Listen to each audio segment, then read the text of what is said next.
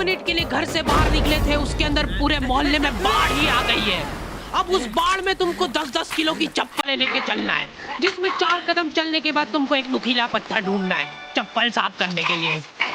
रास्ते में तुमको पुराने दुश्मन भी मिल गए।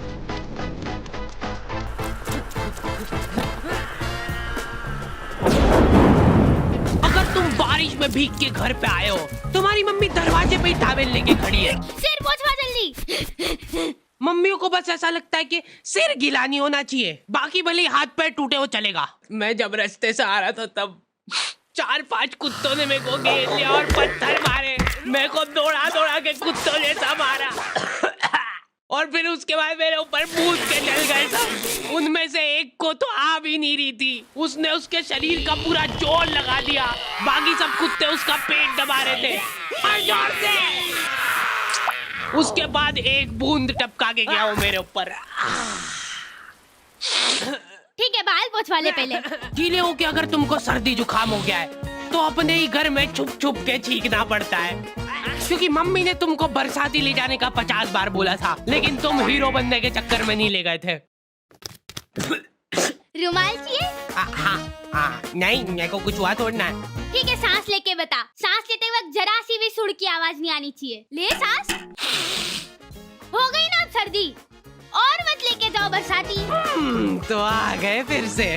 तो बारिश की ठंडी वादियों में कुछ लोग भीगे और तेरे प्यासा दिल मेरा।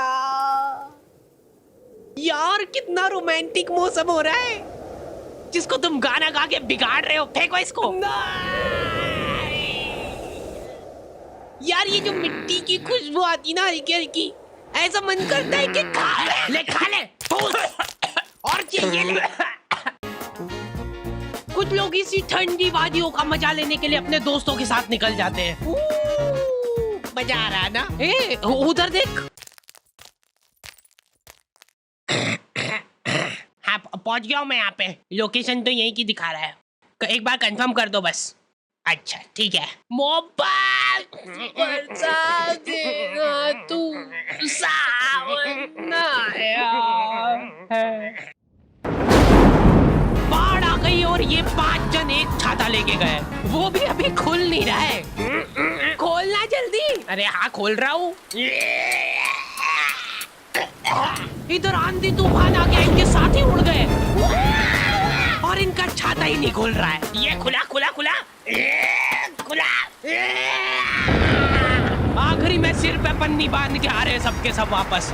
उसमें भी गाड़ी के इंजन में पानी घुस गया है। हाँ अभी हो जाएगा, रुको। चलो कम से कम बारिश तो रुकी थोड़ी। ओए वो देखो रेनबो।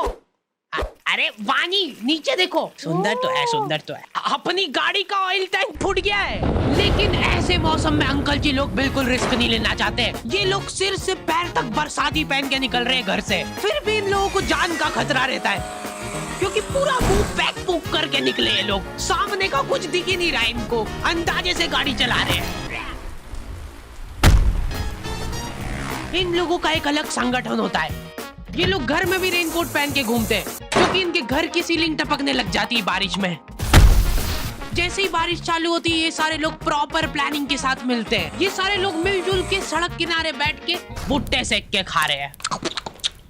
भैया बारिश बंद हो गई क्या? अरे देख थोड़े ना आ गया मेरे को। इधर बारिश में घर के सारे कीड़े मकोड़े कोने में से बाहर निकल जाते हैं। इनको हाथों हाथ मारने का मन करता है मेरा। ये बेचारे नन्ही सी जान है और तुम इनको मारने की बातें कर रहे हो। ये कुछ बोल नहीं सकते तो क्या हुआ? तुम इन बेजुबानों पे इतना अत्याचार।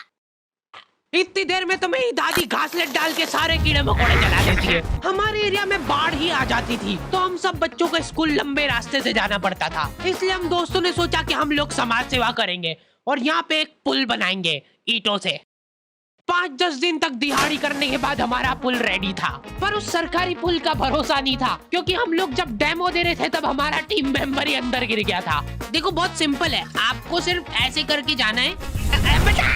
कॉलोनी के एक भी जन को उस पुल पे भरोसा नहीं था, लेकिन हम लोगों ने हार नहीं मानी। हम लोगों को कुछ लाचार जानवर मिले जिन बेचारों के पास बारिश में रहने के लिए छत नहीं थी, तो हम लोगों ने वो पुल की ईंटें निकाल के उनके लिए घर बनाया।